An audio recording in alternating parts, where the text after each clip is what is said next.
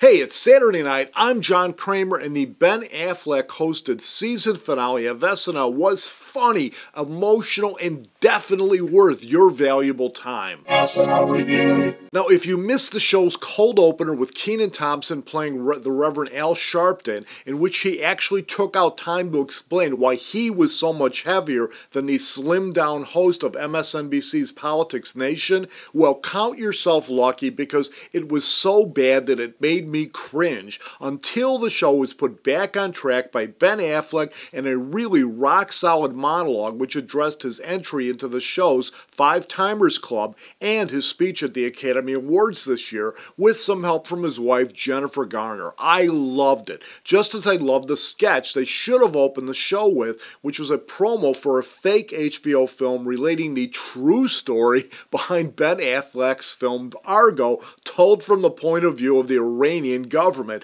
and starring the Iranian president as Ben Affleck, from which they then cut to a very funny commercial selling Xanax for gay summer weddings. Bill Hader then popped up in a strange bit involving a down-in-his-luck father being helped out by a rich factory owner, and which was built entirely upon Hader's quirky character, and which I didn't find especially funny, although I did like the ending. Now, Affleck did a terrific job playing a camp counselor at New Beginnings, where his job was to turn gay teenagers straight while dealing with his own past as a gay teen. Weekend Update was as good as it gets this time around, especially when Amy Poehler sat in again with Seth Meyers to deliver another Really with Seth and Amy, but was then topped when Bill Hader as Stefon sat down for the last time at the Weekend Update desk to deliver his take on the New York club scene,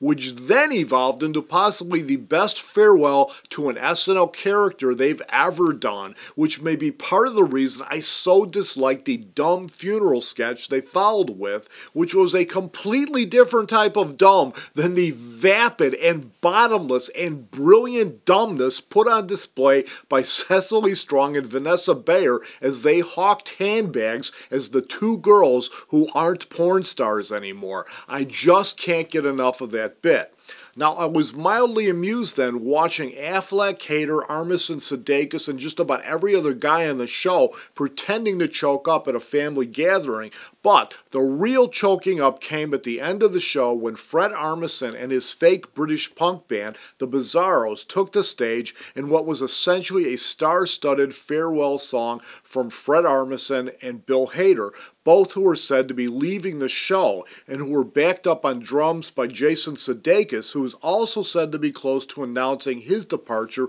from the show as well, which means that the cast is going to be looking very different next year when they return, especially once head writer and Weekend Update anchor Seth Meyers heads over to his new job hosting Late Night mid-season. But for tonight, on this last show of their 38th season, Ben Affleck and the cast of SNL fell down once or twice but picked themselves up and delivered the goods, which is why they'll be back again in the fall with some new faces to carry on the good work done by Bill Hader, Fred Armisen, Jason Sudeikis, and Seth Meyers. So, until then, hit that subscribe button, give the video a big thumbs up, and be sure to check in over the summer for my other vlogs, reviews, and sketches while we wait for the leaves to fall and SNL to return. And don't forget to check out those links I posted down below. See you later.